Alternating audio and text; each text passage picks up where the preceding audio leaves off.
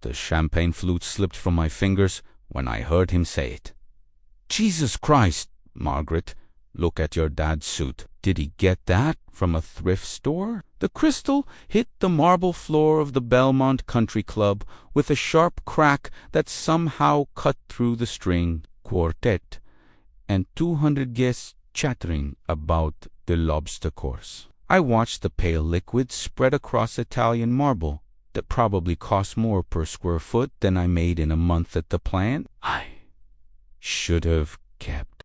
Joaquin should have pretended I hadn't heard Kevin's voice drifting from behind the towering arrangement of white orchids. Should have minded my own business and found my assigned table dozy. I'd noticed tucked safely in the back corner where fathers of brides apparently belonged when they weren't writing checks. But I'd stopped, frozen right there between the ice sculpture of two swans and the chocolate fountain that probably cost more than my truck. Kevin, stop it. That was Margaret's voice, sharp with embarrassment. My little girl, who used to climb into my lap when thunderstorms scared her, who made me Father's Day cards from construction paper and glitter. I'm serious, babe. Look at him. Kevin's laugh had that particular edge, that rich bush perfecting prep, so amused but cruel, like he was commenting on a stray dog that had wandered into the wrong neighborhood. The sleeves are too long, the pants are too short, and is that polyester? At our wedding. E looked down at my suit. Navy blue, bought 3 years ago from Men's Warehouse when Margaret got engaged. The salesman had been young, enthusiastic, kept calling me sir while he measured my shoulders and told me I had good posture for a man my age. I'd paid $247 for it, plus tax, had it dry cleaned twice since then, kept it in a plastic bag until this morning. The sleeves were too long. I'd noticed that when I'd put it on 6 hours ago in my apartment, standing in front of the mirror that came with the place. But taking it to a tailor would have cost another $50. And $50 was half a tank of gas, was groceries for 3 days, was the difference between making my rent and being late again. Daddy looks fine. Margaret's voice was smaller now, the way it got when she was little, and trying to defend me to her mother. During one of Linda's tirades about my overtime shifts, my calloused hands, my lack of ambition, fine, Kevy snorted. Maggie, sweetheart, today is supposed to be perfect. Every detail matters. The flowers, the music, the photograph sand. Yes, what people are wearing. Your father looks like he's here to fix the air conditioning. A waiter glided past me carrying a tray of something that looked like tiny hamburgers but probably had a French name and cost $30 each. He didn't look at me, but I saw his eyes flicked to my suit, saw the slight tightening around his mouth. Even the help could tell I didn't belong here. I could see them now, Kevin and Margaret, standing near the mahogany bar that ran along the north wall of the ballroom. Kevin in his custom tuxedo that probably cost more than I made in 3 months. His blonde hair styled to look casually perfect, his hand resting possessively on Margaret's waist. Margaret in her grandmother's pearls and a dress that had required 3 fittings and costs.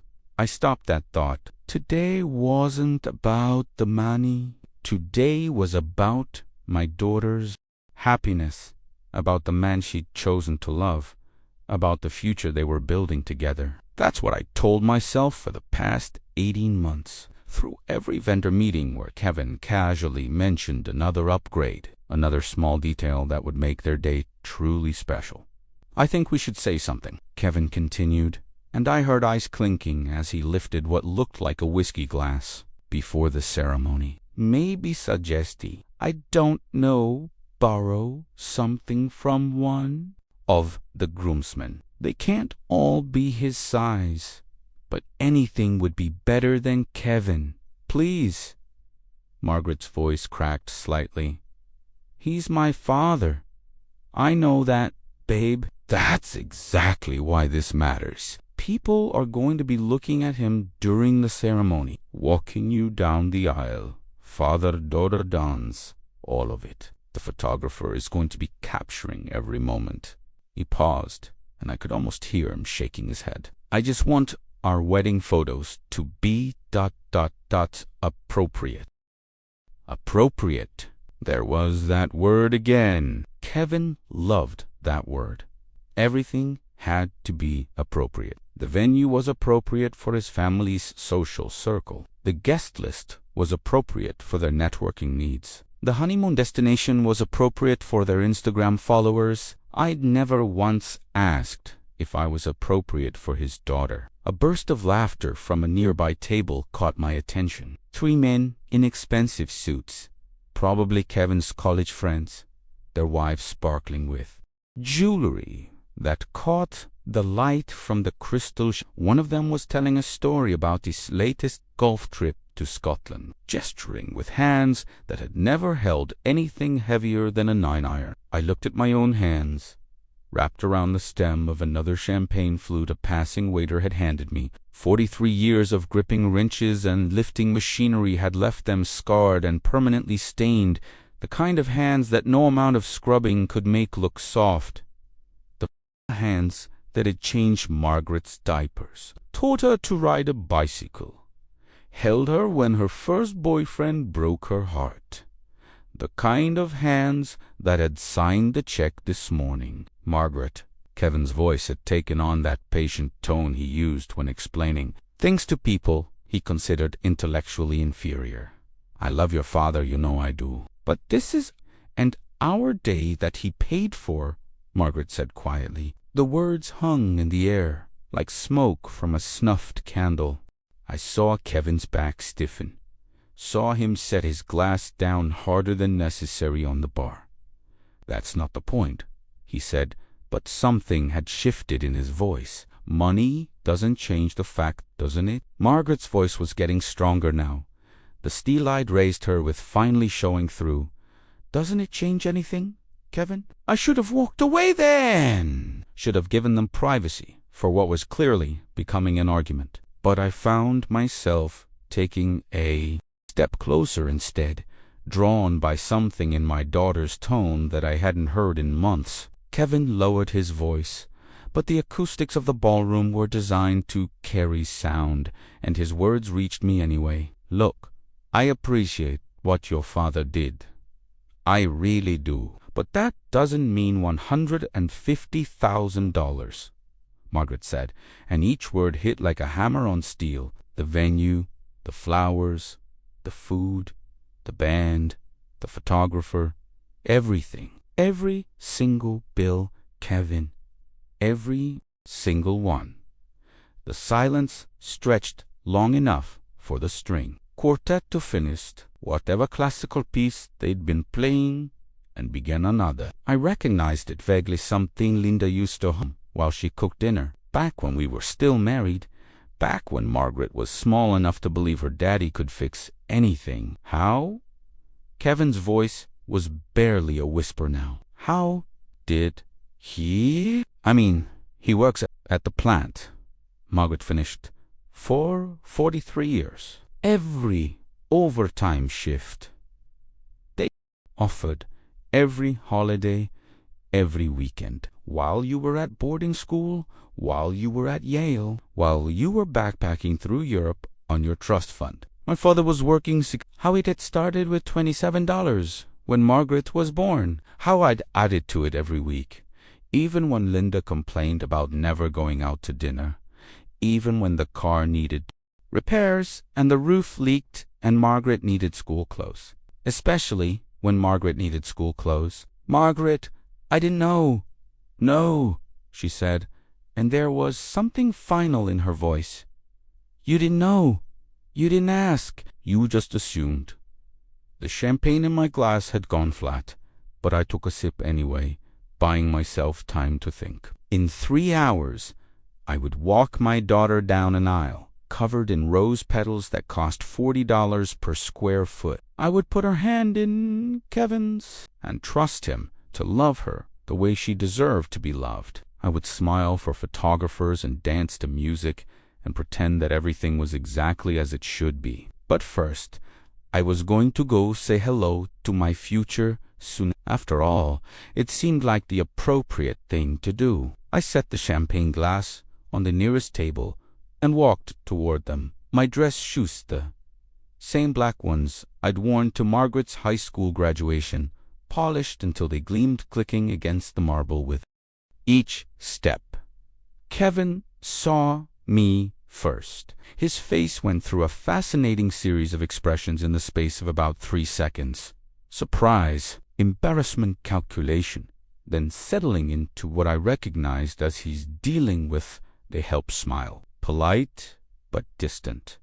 The kind of expression that said he was already thinking about how to extract himself from an uncomfortable situation. Mr. Harrison. He extended his hand like we were meeting at a business lunch instead of 3 feet from where he'd been, dissecting my appearance. You look great. Really great. I took his hand and shook it, noting how soft his palm felt against my calloused fingers. Kevin? I nodded toward Margaret, who was staring at a spot somewhere over my left shoulder, her cheeks flushed pink. Sweetheart. Hi, Daddy. Her voice was small again, but there was something else in it now. Relief, maybe, or possibly dread. Beautiful venue, I said, letting my eyes drift around the ballroom. The chandelier alone must have cost more than most people make in a year. Kevin's smile tightened just lightly. The Belmont has quite a reputation. We want it somewhere, ... special, special. I repeated the word, like I was testing how it tasted. That's one way to put it. The 3 of us stood there for a moment, forming an awkward triangle near the bar. A server approached with a tray of canapes, tiny things with caviar and gold leaf that probably cost more per bite than my hourly wage, but retreated when he caught the tension radiating from our little group. The flowers are beautiful too, I continued, gesturing toward the arrangements that dotted every table and corner. White orchids, right? Margaret's mother always loved orchids. Of course, we could never afford them, but Linda would stop and look at them every time we passed the florist shop downtown. Margaret's eyes snapped to mine, warning me with a look I remembered from her teenage years. The look that said I was heading into dangerous territory and needed to stop talking. Now, but I'd been stopping for 18 months, stopping myself from asking questions about the budget, stopping myself from pointing out that a $10,000 wedding dress seemed excessive for a dress that would be worn once, stopping myself from suggesting that maybe, just maybe, 200 guests was about 150 too many for a couple that supposedly wanted an intimate ceremony. The orchids were Margaret's choice, Kevin said, and I could hear him trying to steer the conversation into safer waters. She has excellent taste. She does, I agreed. Always has. Even as a little girl, she knew quality when she saw it, could spot the difference between real and fake from a mile away. Kevin's hand moved to Margaret's waist, a gesture that looked protective but felt possessive. Well, today she gets nothing but the real thing. Funny thing about the real thing, I said, accepting another glass of champagne from a passing waiter. Sometimes it's not the most expensive option on the menu. Dad, Margaret started, but I held up my hand. Take this suit, for example. I smoothed down the front of my jacket, the fabric making a slight swooshing sound under my palm. Kevin here was just commenting on it. Seems to think it's not quite, what was the word? Appropriate. The color drained from Kevin's face so fast, I thought he might faint. Mr. Harrison, I didn't mean ... double quotes. Oh, I think you meant exactly what you said. took a sip of champagne, surprised by how calm my voice sounded. Inside, my heart was hammering against my ribs like it used to when I had to fire someone at the plant. But 43 years of dealing with supervisors and safety inspectors and corporate executives had taught me how to keep my expression neutral. Polyester, wasn't it? Too long in the sleeves, too short in the pants. Margaret looked like she wanted to disappear into the marble floor. Daddy, please don't. You know what's interesting about this suit, Kevin? I continued, ignoring my daughter's plea. I bought it specifically for this day, drove to 3 different stores before I found one that fit my budget. Tried on probably 15 different options. Kevin was backing up now, just slightly, but enough that I noticed. His collision with the bar cart stopped his retreat, crystal decanters clinking softly behind him. The salesman, nice kid, probably about your age. He tried to talk me into something more expensive, said Ike. Put it on a payment plan. Spread the costs out over 6 months. Real leather shoes, silk tie. The works would have looked a lot better than this. I gestured down at myself. But you know what I told him? What? Kevin's voice was barely audible. I told him I had better things to spend my money on. The silence that followed was broken only by the distant sound of the string quartet and the gentle murmur of 200 guests who had no idea that the father of the bride was having what my grandmother would have called a come-to-Jesus conversation with the groom. Mr. Harrison, Kevin tried again. I really didn't mean anything by "of course you did." I set my champagne glass down on the bar, noting how Kevin flinched when I moved closer. You meant every word. Question is, what are you going to do about it now? I thought, what do you mean? Well, you've got a few options. I held up one finger. You could apologize to me, to Margaret, to anyone else who might have heard you talking about my appearance. I wasn't standing 10 feet away. Kevin nodded eagerly. Yes, absolutely. I'm sorry.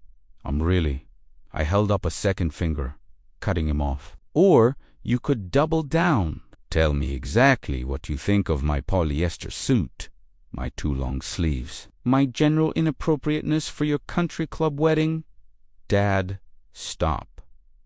Margaret's voice was sharper now, edged with something that might have been panic. You're making a scene? I looked around the ballroom, taking in the faces that had turned our way. Kevin's groomsmen, their conversation forgotten as they watched our little drama unfold. Some of Kevin's family members, their expressions ranging from curious to concerned. A few guests I didn't recognize, probably friends of Kevin's parents.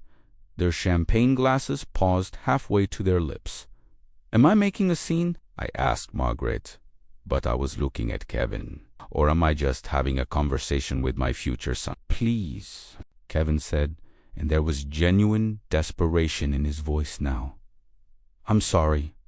I'm really, truly sorry. I was nervous about the ceremony, and I said something stupid and nervous. I repeated. About what? Exactly. About ... About everything. About being worthy of Margaret. About living up to your expectations.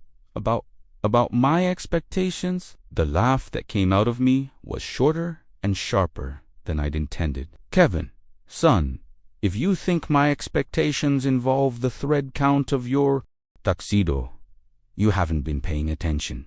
Margaret stepped forward, placing herself between us. Daddy, that's enough.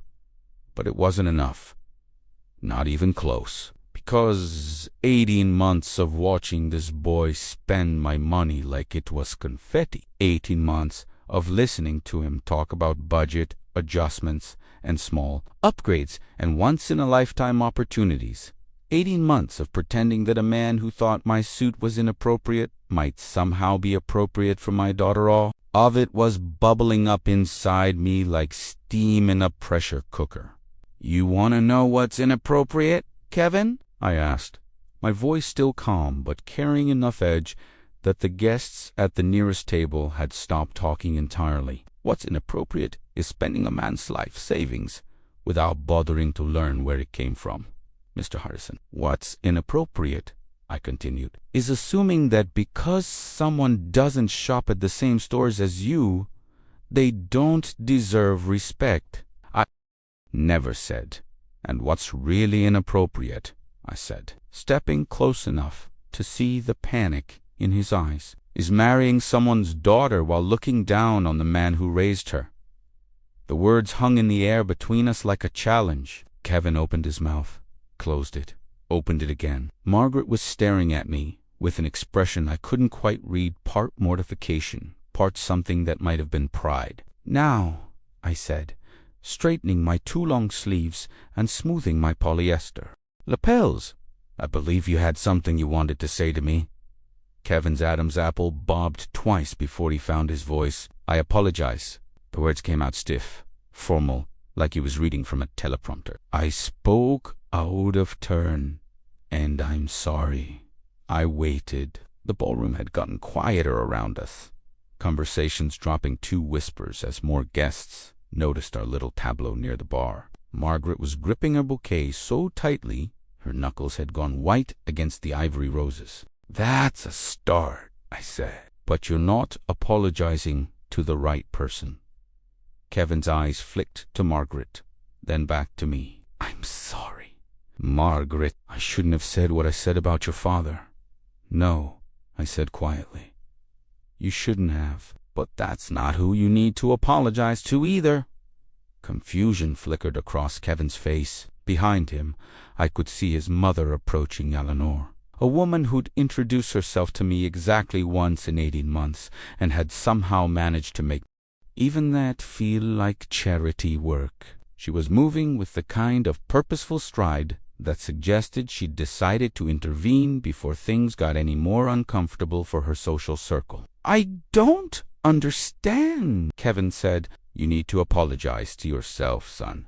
I picked up my champagne glass again, swirling the remaining liquid thoughtfully, because somewhere along the way, you convinced yourself that a man's worth can be measured by the label in his jacket. And that's a damn shame. Eleanor reached us just as Kevin's mouth fell open. She was a handsome woman in her 60s, the kind who'd probably been beautiful once and now spent considerable time and money maintaining the illusion that she still was. Her dress was black silk that rustled when she moved, and her jewelry caught the light like tiny spotlights. Kevin, darling, she said, her voice carrying the kind of polished accent that money could buy, but breeding couldn't fake.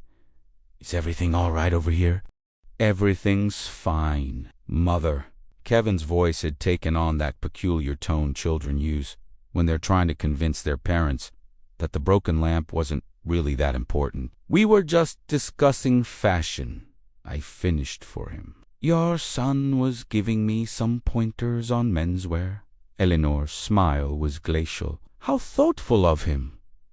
Her eyes swept over my suit with the efficiency of a barcode scanner, taking inventory and finding me wanting in approximately 3 seconds. Though I'm sure he meant well. Mr. Harrison, wasn't it? That's right. I extended my hand. We met at the engagement party, though I suppose you meet a lot of people at these things. She took my hand with the tips of her fingers, the kind of handshake that suggested physical contact was a necessary evil. Of course, the engagement party, such a lovely evening. The engagement party. $300 for a sport coat I'd worn once. Shrimp cocktail that cost more per pound than I made in a day.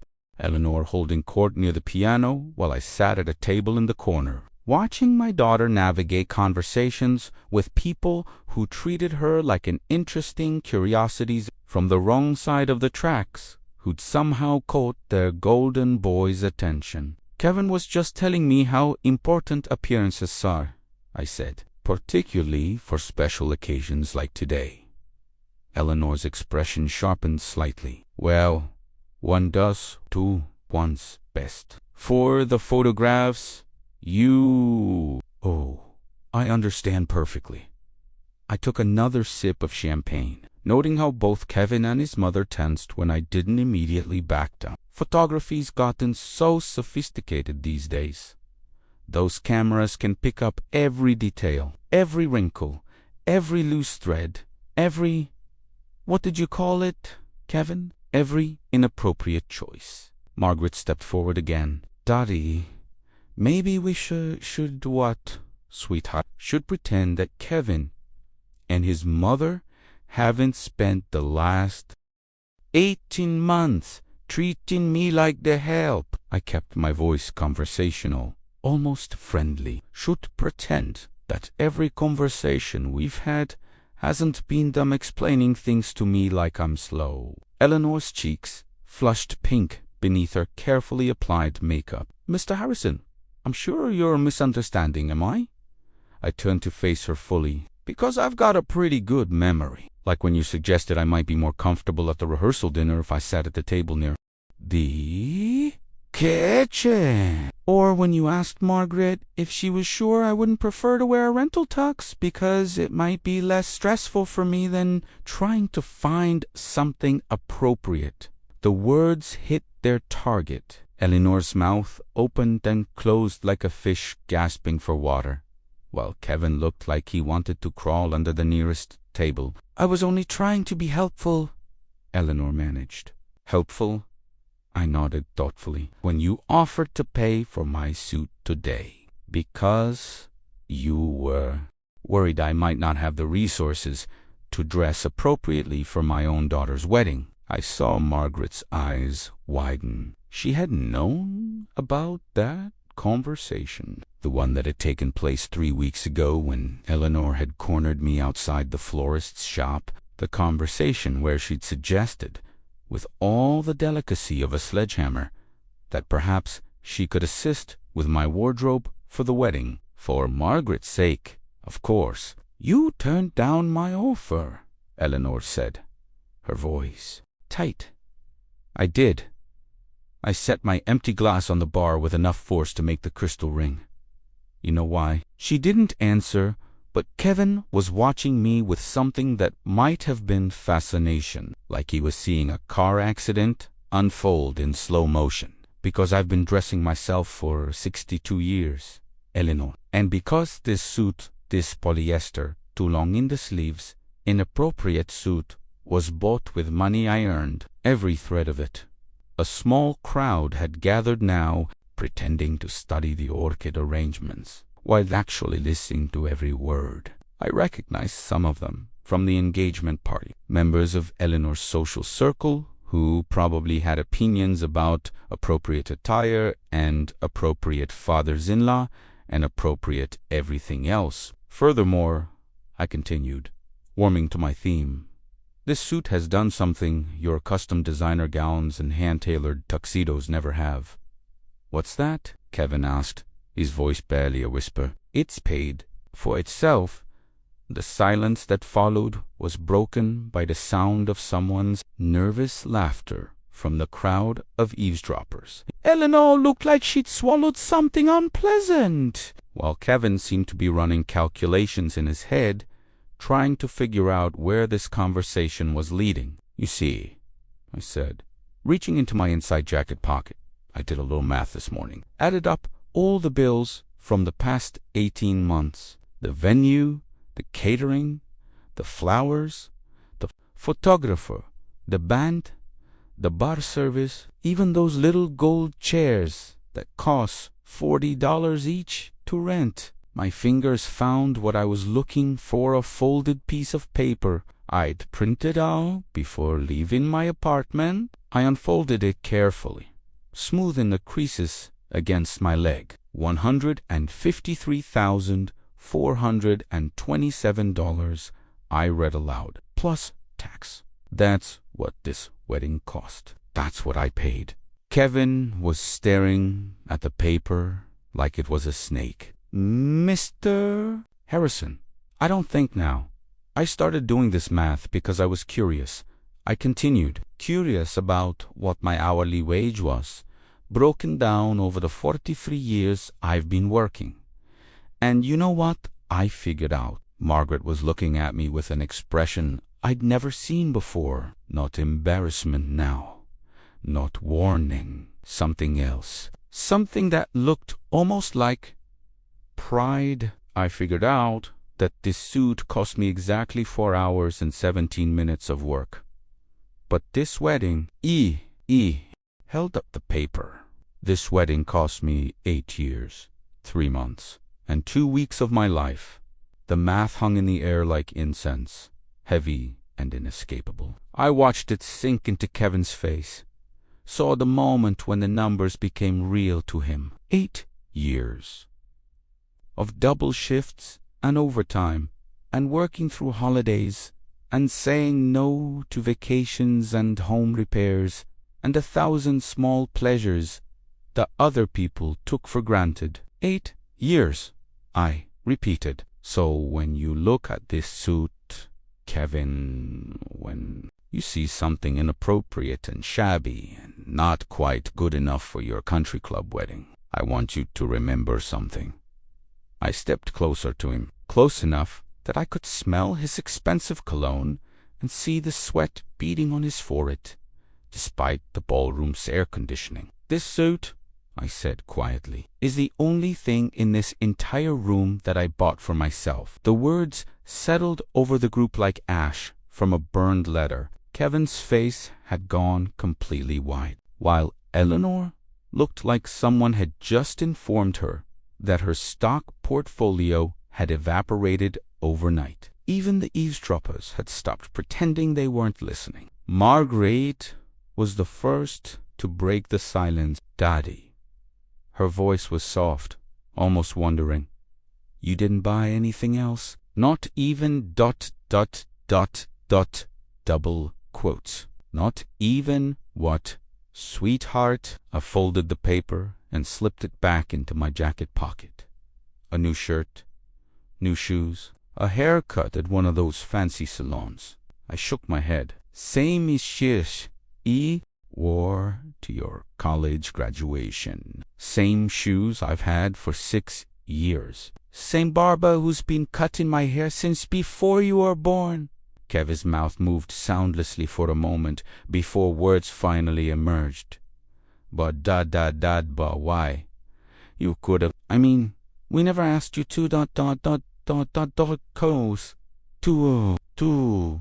pay for everything. I smiled, and I knew it wasn't a particularly kind expression. No, you never asked. You just assumed. Every vendor meeting, every tasting, every small upgrade to make the day more special. You just assumed the money would be there. Eleanor found her voice again. Mr. Harrison, surely you understood that we expected to contribute, did you? I turned to face her again. Because I've been waiting 18 months for that contribution. Every time Kevin mentioned another detail that needed to be handled, I kept waiting for someone to say, "Don't worry, we'll take care of that one." The truth was, I had been waiting, not expecting, maybe, but hoping that when Kevin casually mentioned upgrading from the standard linens to the imported Italian ones, his family might volunteer to cover the difference, hoping that when Margaret fell in love with the designer dress that cost 3 times our original budget, someone might step forward and say they'd handle it as their gift to the bride.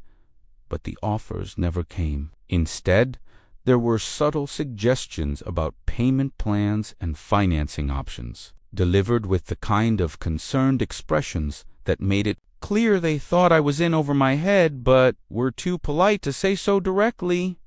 We assumed ... double quotes, Eleanor began, then stopped. You assumed what? That I was paying because I wanted to, because I could afford it? I let out a short laugh. Elena, do you have any idea what a machinist makes? What someone makes who's been working the same job for 4 decades without ever getting promoted to management? She didn't answer, but I could see the wheels turning behind her eyes, probably calculating the way rich people do when they're trying to figure out if they've accidentally insulted someone important. 47,000 a year, I said. Before taxes. In a good year with overtime, maybe 50. That's what I make.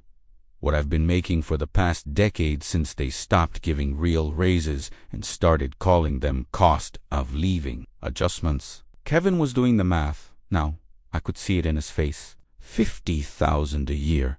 150,000 wedding. Carried the O-N-E. 3 years, he whispered. 3 years of your entire salary.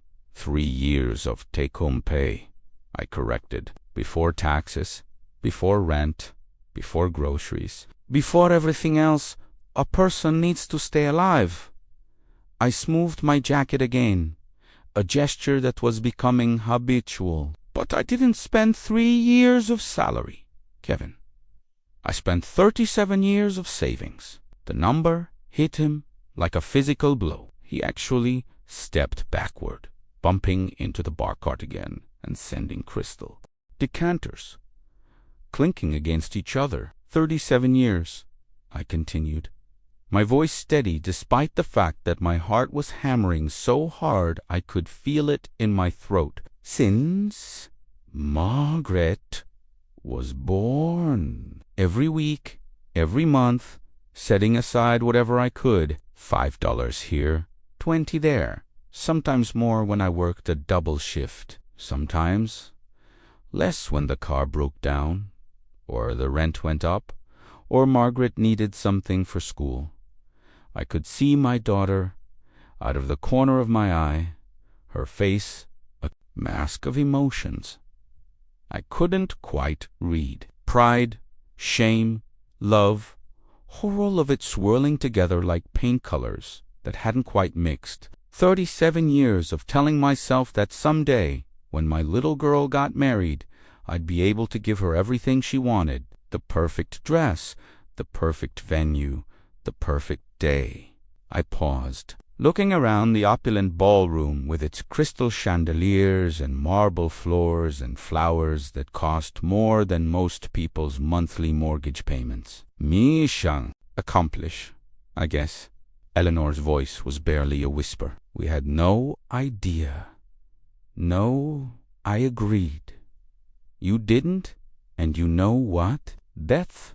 Fine. People like you aren't supposed to think about where money comes from. You're supposed to think about where it goes.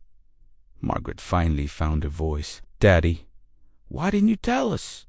Why didn't you say something when the costs kept going up? I turned to look at her fully, for the first time since this conversation had started. My daughter, beautiful in her grandmother's pearls and her $3,000 dress. Her hair done by stylists who charged more for a wedding day than I made in a week. Because, I said simply, I wanted you to have it. All have it. Every flower, every candle, every ridiculous, expensive detail that makes this day special for you.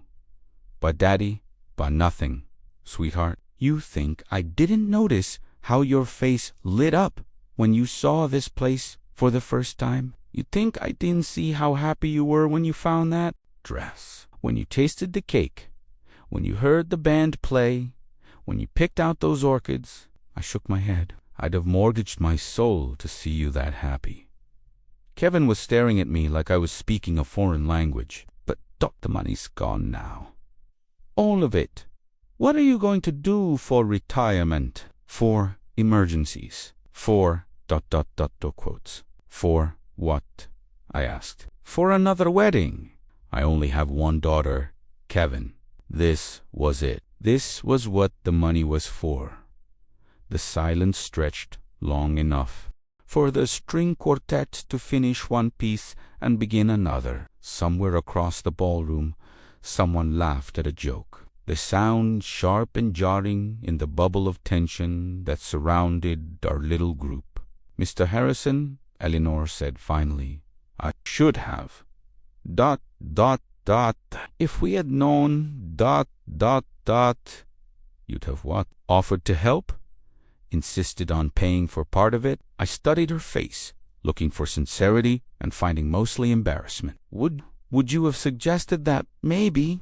Margaret should consider a more modest celebration, something more appropriate for our circumstances. She didn't answer, which was answer enough. The thing is, I continued, reaching into my other jacket pocket, I didn't just come here tonight to watch my daughter get married. I came here to settle accounts. I pulled out a thick envelope, cream-colored paper with the Belmont Country Club's logo embossed in gold. The final bill delivered to my apartment yesterday morning, along with a polite reminder that payment was due before the ceremony began. $15,742.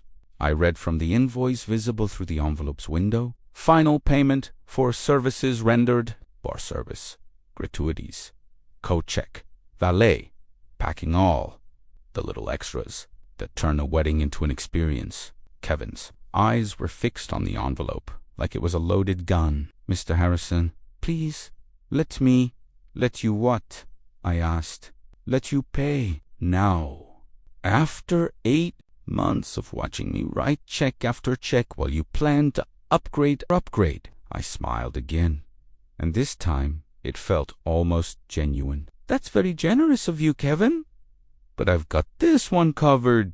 I reached into my back pocket and pulled out my wallet-holed leather, worn smooth at the corners from 30 years of carrying it in my work pants. Margaret used to tease me about that wallet when she was little, calling it my magic money purse because I always seemed to be able to produce $1 for ice cream or a $5 for her allowance, but instead of credit cards or a checkbook. I pulled out something that made Eleanor gasp audibly. Cash. A thick stack of $100 bills, held together with a rubber band that had probably come from a bundle of mail. $15,742, I said, pulling off the rubber band and beginning to count. In cash. The money felt crisp between my fingers, fresh from the bank where I'd withdrawn it this morning after closing the account that had taken me 37 years to build. The account had started with $27 and had grown slowly and steadily. Through decades of saying no to vacations and restaurant meals and new clothes and all the small luxuries that make life a little easier. 100, 200, 300, ...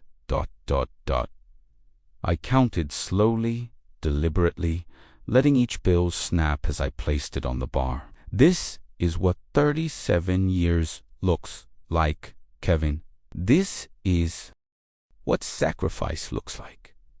The crowd around us had grown larger now, drawn by the spectacle of a man in a polyester suit counting out more cash than most of them carried in a year. I could hear whispers, fragments of conversation. Is that real? Where did he get? Walu? Cow, my God. How much? But I kept counting, kept stacking the bills in neat piles on the mahogany bar, each $100 bill representing days of overtime and skipped meals and repaired shoes instead of new ones. 15,700. I paused, looking up at Kevin and Eleanor, at my daughter who was watching with tears in her eyes, at the crowd of wedding guests who had come expecting champagne and dancing and had gotten a master class in working class economics instead. And $42, I finished, placing the last 2 bills on top of the stack. The money sat there on the bar like an accusation, like evidence in a trial where everyone was both judge and defendant. There, I said, straightening my 2 long sleeves one more time. All paid up. The silence that followed was the kind you feel in your bones, the kind that makes you aware of your own heartbeat and the sound of your own breathing. $15,742 in cash sat stacked on the mahogany bar like a monument to something that couldn't quite be named. I could see the bartender's reflection in the mirror behind the bottles of top-shelf liquor, his eyes wide as he tried to process what he'd just witnessed. To his left, a server had frozen mid-step, her tray of champagne flutes tilted at a dangerous angle. Even the string quartet seemed to sense something had shifted. Their music had gotten softer, more tentative, as if they were afraid of interrupting something important. Kevin was the first to move. He reached toward the money with a shaking hand, then stopped, his fingers hovering inches above the bills like they might burn him. "I can't," he whispered. "I can't let you ... You can't let me." "What?" I asked. "Pay for my daughter's wedding." "I think that ship sailed about 18 months ago, don't you?" Eleanor had gone pale beneath her carefully applied makeup. Her perfectly manicured hands clutched together at her waist. "Mr. Harrison, please, this is ... This is too much. We should have ... We never meant for you to ... To what? To pay attention, to keep track." I gestured toward the stack of money. "This isn't some grand gesture, Eleanor. This is just man settling his debts. Same thing I've been doing every month for 62 years. Margaret stepped forward, her wedding dress rustling like autumn leaves. "Daddy, put it away! Please!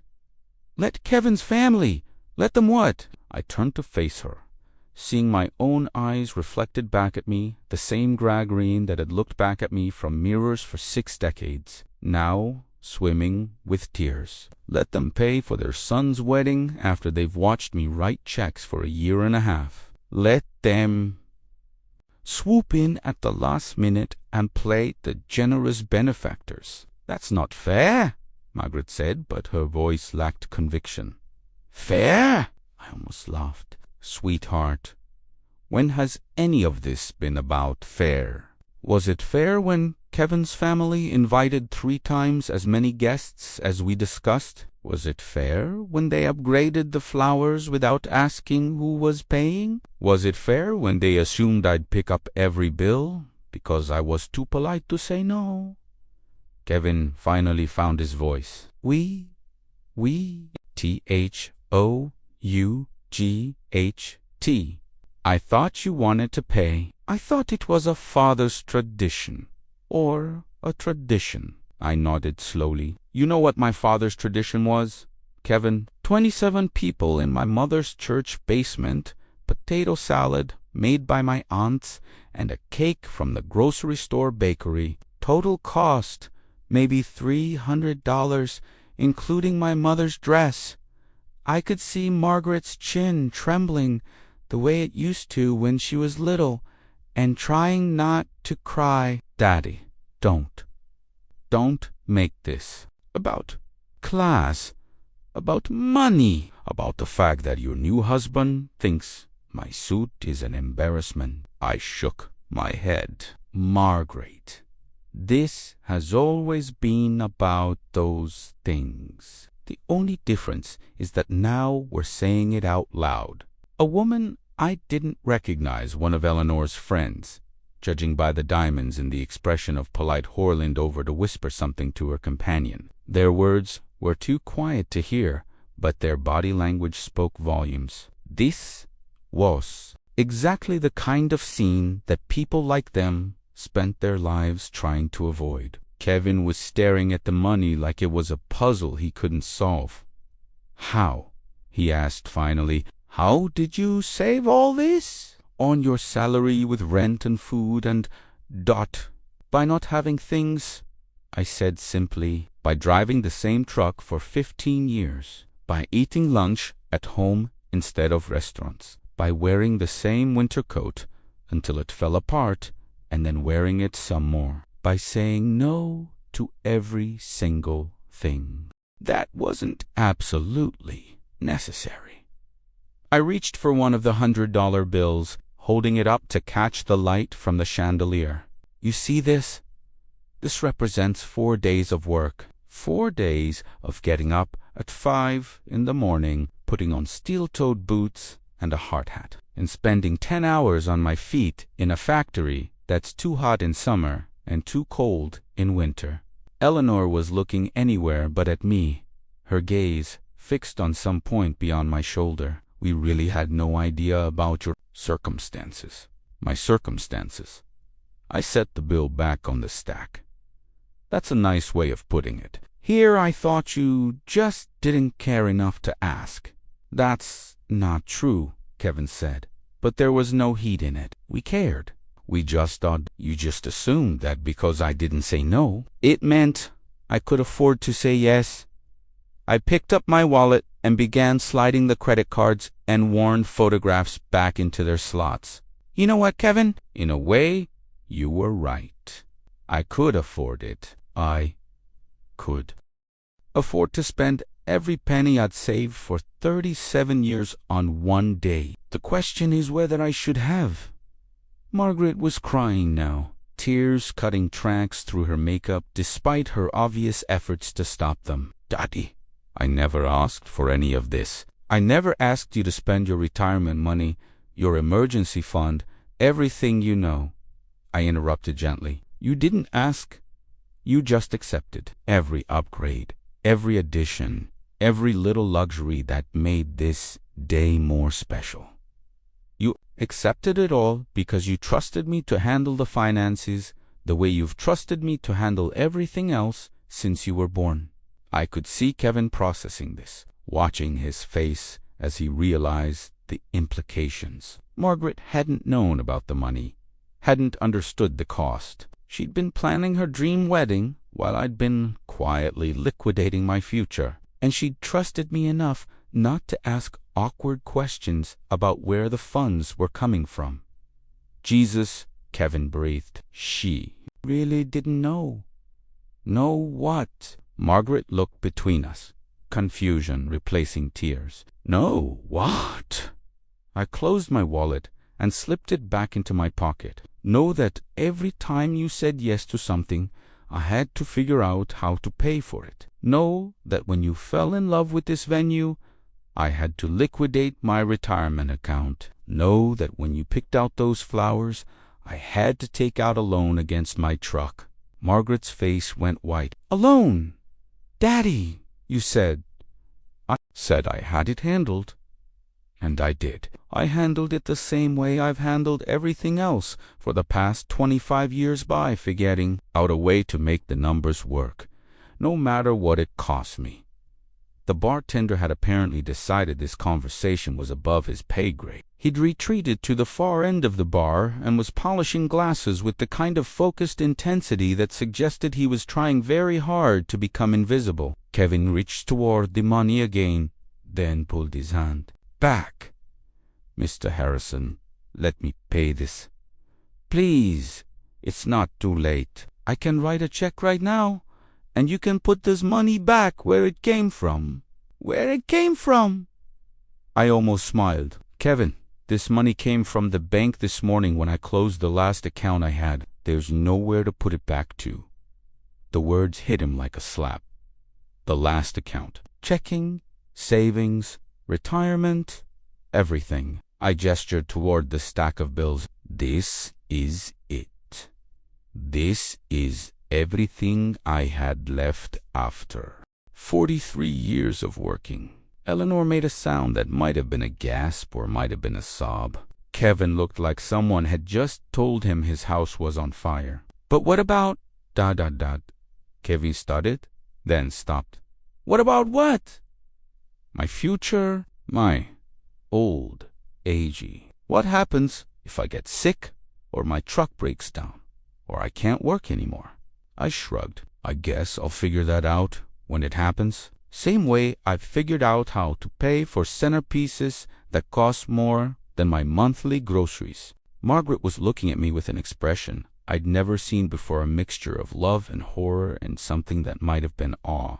Daddy, why would you do this? I looked at my daughter, really looked at her, taking in the way the light caught the pearls at her throat, the way her dress made her look like something out of a fairy tale, the way happiness and heartbreak were warring for control of her face. Because, I said finally, watching you try on that dress was the best moment I've had in 20 years. because seeing you light up when we toured this place made every overtime shift worth it. Because this is your wedding day, and you only get one, and I wanted it to be perfect.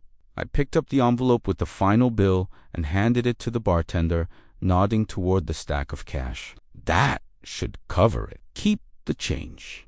Then I turned back to Kevin, who was still staring at the money like it might spontaneously combust. Now, I said, straightening my polyester. I believe there's a wedding ceremony starting in about an hour. And unless I'm mistaken, you still need to convince my daughter that marrying you is a good idea.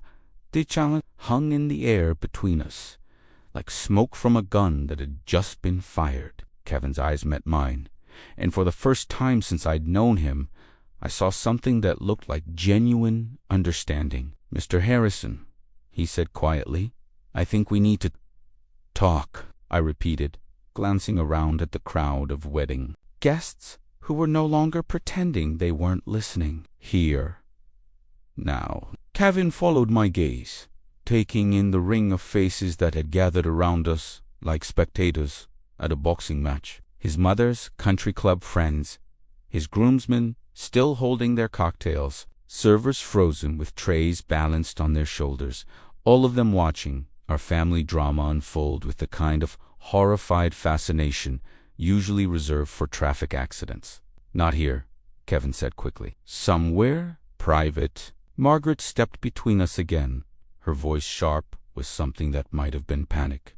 Kevin, no. Whatever you want to say, just say it.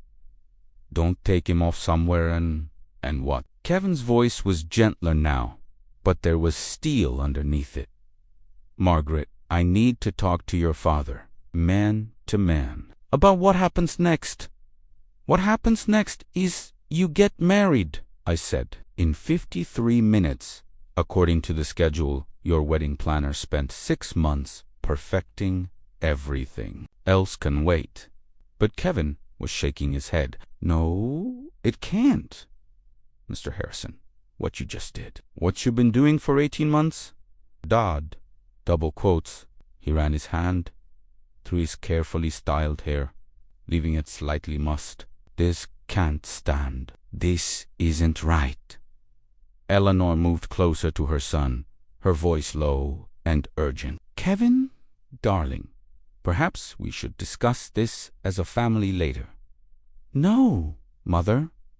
Kevin's voice carried an authority I'd never heard from him before. This has gone too far. He looked directly at me, and I saw something in his eyes that hadn't been there before. Not just embarrassment or guilt, but something harder. Resolve, maybe. Or possibly anger, though I couldn't tell if it was directed at me, himself, or the situation we'd all created. There's a small library off the main hall, he said. Give me 10 minutes. Please. Margaret grabbed his arm. Kevin, you don't understand. My father doesn't. He's not someone you can just... Someone I can just... What? Kevin asked, his voice still gentle but his eyes fixed on mine. Someone I can just have a conversation with. Someone I can just treat like family. The word family hung in the air like a question mark. Margaret's grip on Kevin's arm loosened slightly, and I saw something flicker across her face. Hope, maybe, or possibly fear of hope. 10 minutes, I said finally, but the money stays here. This bill gets paid, Kevin. That's not negotiable. Kevin nodded toward the stack of cash on the bar. The money stays, but Mr. Harrison, after we talk, if you still want to pay it, that's your choice. Deal? I studied his face, looking for the boy who'd made jokes about my suit, who'd spent my money like it was monopoly currency, who'd treated me like an inconvenient detail in his perfect wedding plans. He was still there, but there was something else now, something that looked almost like the man my daughter thought she was marrying. Deal, I said. The library was exactly what you'd expect from a country club. that charged $40 per rented chair, mahogany shelves lined with leather-bound books that probably hadn't been opened since the Eisenhower administration, oil paintings of distinguished dead men in hunting clothes, and furniture that costs more than most people's cars. Kevin closed the door behind us and leaned against it, suddenly looking younger than his 28 years. Without his audience of groomsmen and family friends, without the pressure of performing his role as the confident groom, he seemed smaller somehow, more human. "I've been an ass," he said without preamble. I settled into one of the leather chairs, noting how it probably cost more than I made in a month. "Yes," I agreed. "You have." He blinked, apparently expecting me to disagree or at least soften the blow. Okay. Yes. I've been an ass, and I'm sorry, and I need to fix this." "Fix what, exactly?" Kevin began pacing, his polished dress shoes silent on the thick carpet. "All have it. The money, the way I've treated you, the assumptions I've made. Everything. You can't fix 18 months of behavior in 10 minutes. Son, no," he agreed, stopping his pacing to look directly at me. "But I can start, Mr. Harrison. I want to pay you back, all of it. Every penny you've spent on this wedding." I leaned back in the chair, studying his face. "With what money?" "I have a trust fund. My grandfather left it to me when I turned 25. It's substantial." "How substantial?" Kevin's cheeks flushed slightly. $2.7 million. The number sat between us like a landed fish, gasping and impossible to ignore. $2.7 million. More money than I would make in 54 years. More money than I could spend in 3 lifetimes. "And you're just telling me this now?" I asked. I didn't think it mattered. I mean, I knew you were paying for the wedding, but I assumed you wanted to. I thought it was tradition or pride or dad.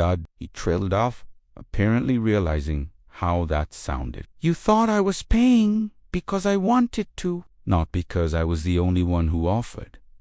Yes, the word came out, small, ashamed. "God, yes, that's exactly what I thought." I stood up and walked to one of the windows, looking out at the perfectly manicured grounds where Margaret and Kevin had posed for engagement photos 6 months ago. Rolling hills, strategically placed trees, a fountain that probably cost more than my annual salary. "Kevin," I said without turning around, "do you know what I thought when Margaret first brought you home? That I wasn't good enough for her." I turned to face him. "No, I thought she was in love with someone who would never understand her." Kevin's face crumpled slightly. "You were right." "Was I?" I moved away from the window, closer to where he stood. "Tell me something, Kevin. In all the time you've known Margaret, in all the conversations you've had about your future together, has she ever mentioned money? Ever complained about not having enough? Ever asked you to buy her something she couldn't afford?" Kevin thought for a moment. "No, never. She's always been ... careful, practical. I used to tease her about it, actually, about how she'd research every purchase, look for sales, use coupons." He paused. I thought it was cute. "Cute?" I nodded. "And did you ever wonder why a young woman with a college degree and a good job would be so careful about money?" No. I guess I never really thought about it. She learned it from me, Kevin.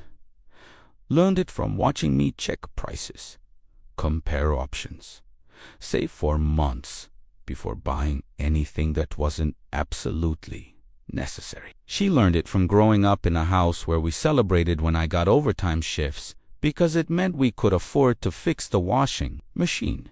Kevin was quiet for a long moment. When Ji spoke, his voice was barely above a whisper. She never said anything about your financial situation, about struggling, about any of it, because she didn't see it as struggling. To Margaret, that was just normal. Parents work hard. Money is tight. You make do with what you have. She never knew that other families lived differently until she met you.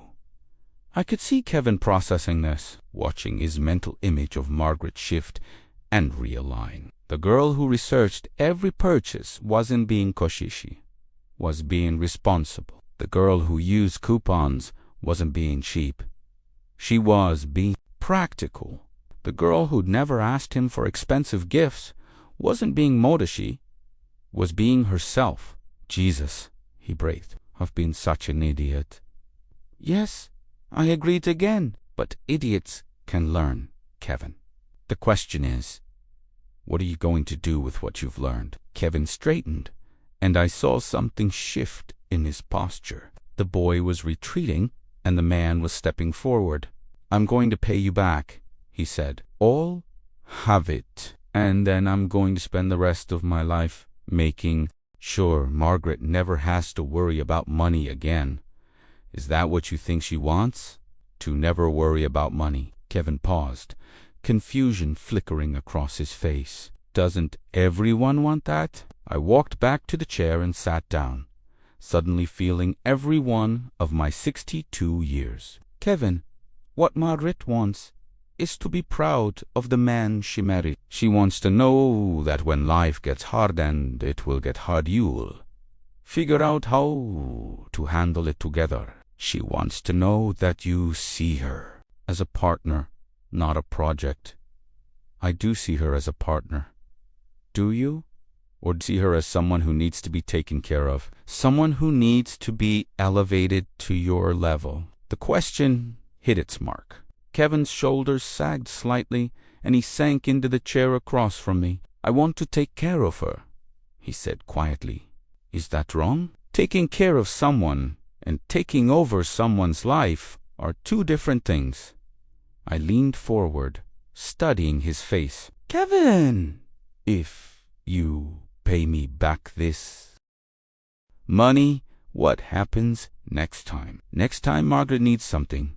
Next time there's a problem that requires money to solve. Do you swoop in with your trust fund and handle it? Do you make sure she never has to sacrifice, never has to struggle, never has to be strong? Kevin opened his mouth, then closed it, apparently realizing where I was leading him. Because if that's your plan, I continued, you'll turn my daughter into someone I don't recognize, someone who expects other people to solve her problems, someone who doesn't understand the value of things because she's never had to pay for them herself.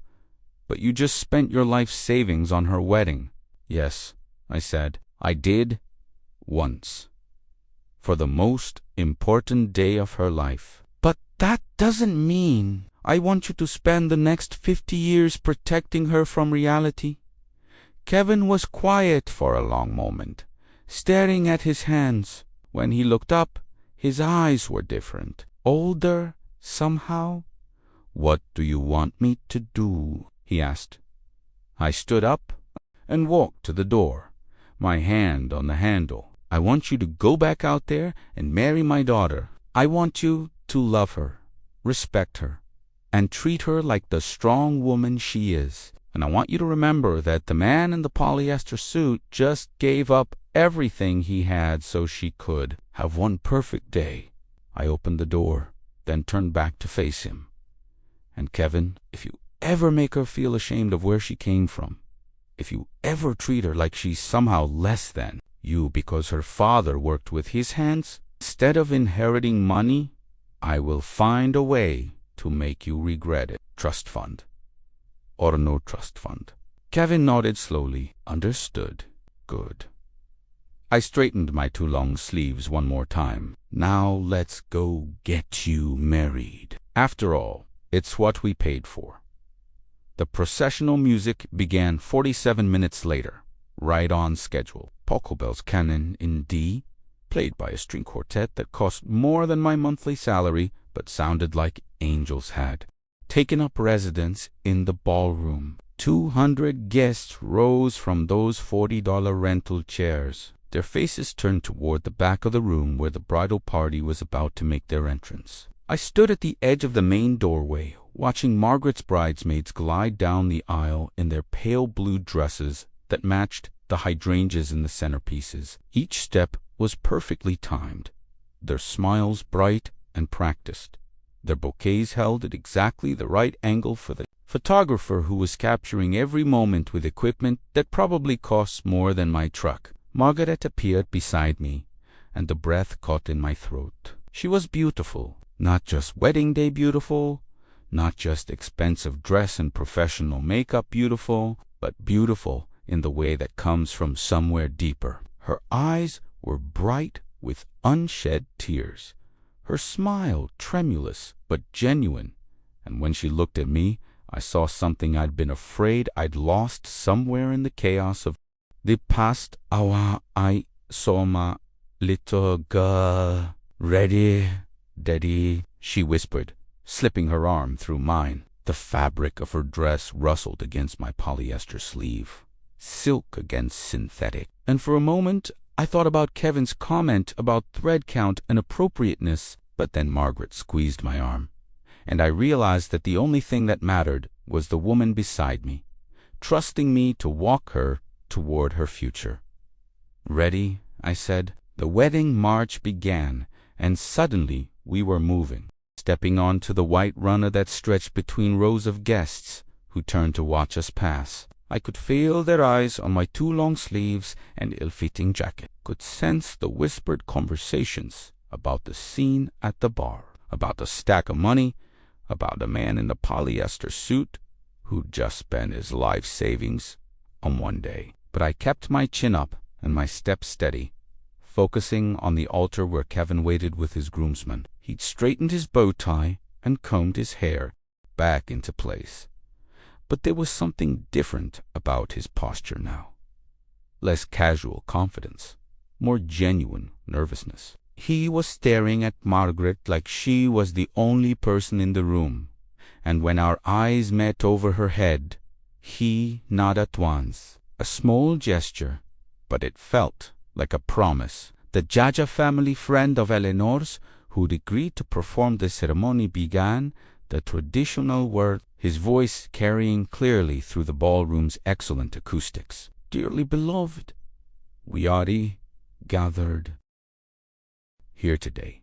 I found myself only half listening to the familiar phrases, my attention caught instead by the details I'd paid for but never really noticed before. The way the afternoon light streamed through the tall windows, casting golden rectangles across the marble floor. The subtle fragrance of the orchids, mixed with expensive perfumes, and the faint smell of leather from the chairs. The soft rustle of fabric as 200 people shifted and settled. The quiet click of the photographer's camera capturing moments that would outlast all of us. Who gives this woman to be married to this man?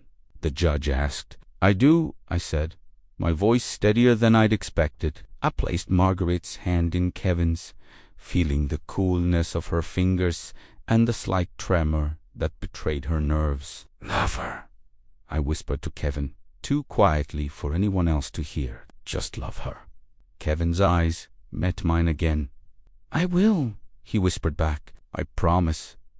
I stepped back and took my seat in the front row, in the chair marked with a small white ribbon that designated me as the father of the bride. Eleanor sat to my right, her posture perfect, and her expression carefully neutral. But I caught her glancing at me twice during the exchange of vows, something that might have been respect flickering in her eyes. Margaret's voice was clear and strong as she recited her vows, traditional words about love and honor and fidelity that had been spoken by millions of couples before them. But when Kevin spoke his vows, something was different. His voice caught slightly when he promised to cherish her, and when he said the words for richer or poorer, His eyes found mine across the space between us. The ceremony proceeded with the practiced efficiency of expensive professionals. Rings were exchanged, blessings were spoken, and finally the judge pronounced them husband and wife with a flourish that made me think he'd done this many times before. "You may kiss the bride," he announced. And Kevin lifted Margaret's veil with hands that shook just slightly. The kiss was gentle, almost reverent, and when they broke apart, Margaret was crying again. Happy tears this time, I thought, though after the past hour, I wasn't entirely sure I could tell the difference anymore. The recessional music began something triumphant that I didn't recognize, and the new Mr. and Mrs. Kevin Pemberton walked back down the aisle arm in arm, their faces glowing with joy and relief and whatever else people feel when they've just promised to spend their lives together. I followed with Eleanor, who surprised me by taking my arm without being asked. The gesture felt less like social obligation and more like acceptance, maybe. Or possibly. "That was lovely," she said, as we walked toward the cocktail hour that would precede dinner and dancing and all the other expensive traditions that filled out a proper wedding reception. Yes, I agreed. It was. The photographer intercepted us near the entrance to the main reception area, clipboard in hand, and that particular urgency that wedding photographers develop when they're working against a timeline. "Family photos," he announced. "We'll start with immediate family, then move to extended relatives and wedding party shots." For the next 30 minutes, I found myself posed and repositioned more times than a mannequin in a store window. Margaret and Kevin in the center, Eleanor and myself flanking them. Various combinations of siblings and grandparents and cousins filling in around the edges. "Beautiful family," the photographer kept saying as he adjusted angles and checked the lighting. "Natural smiles now. Everyone, think happy thoughts." I thought about 37 years of saving quarters and dollar bills. I thought about double shifts and overtime, and saying no to vacations and home repairs and 1,000 small luxuries. I thought about the empty bank account and the uncertain future and the possibility that I'd just made the most expensive mistake of my life. But then I looked at Margaret, radiant in her grandmother's pearls and her perfect dress, and I thought about the moment she'd tried it on for the first time, how she'd stepped out of the dressing room and spun in a slow circle, the fabric catching the light like captured starlight, how she'd looked at herself in the mirror with an expression of pure wonder, like she couldn't quite believe she was allowed to be that beautiful. "Perfect," the photographer said, and the camera clicked one final time. The reception was everything Margaret had dreamed of and everything I'd paid for. The band played music that made people want to dance. The food was artfully arranged and expertly prepared, and the bar service was smooth enough that no one had to wait more than 30 seconds for a drink. I danced with Margaret during the father-daughter dance, swaying slowly to a song she'd chosen because it reminded her of the radio playing in my workshop when she was little. Her head rested against my shoulder, and for 3 minutes and 47 seconds, we were the only two people in the world. "Thank you, Daddy," she whispered as the song wound down. "For everything, for all of it." "Thank you," I whispered back, "for letting me." Later, much later, after the cake had been cut and the bouquet thrown in the last dance danced, I found myself alone on the terrace outside the ballroom. The evening air was cool against my face, and somewhere in the distance, I could hear the faint sound of traffic on the highway that would take me back to my apartment, my empty bank account, and whatever came next. Kevin found me there, his bow tie undone and his tuxedo jacket slung over his shoulder. He looked tired but happy, the way grooms are supposed to look at the end of their wedding day. "Mr. Harrison," he said, settling into the chair beside mine. "Beautiful night." "Yes," I agreed. "It is." We sat in comfortable silence for a few minutes, watching the stars appear one by one in the darkening sky. The money Kevin said finally. I'm still going to pay you back. Not right away, and not all at once. But I'm going to make sure you're taken care of. I turned to look at him. This young man who'd become my son-in-law would promise to love my daughter for the rest of his life. Kevin, I know what you told me, but, Mr. Harrison, you gave me something today that I can never repay. You showed me who Margaret really is, where she comes from, what she's made of. He paused, looking out at the carefully manicured grounds. And you showed me who I need to become to be worthy of her? I studied his profile in the dim light from the ballroom. And who's that? A man who understands that love isn't about having enough money to solve every problem. It's about being willing to sacrifice everything for the people who matter most. I nodded slowly. That's a start. It's more than a start, Mr. Harrison. It's a promise.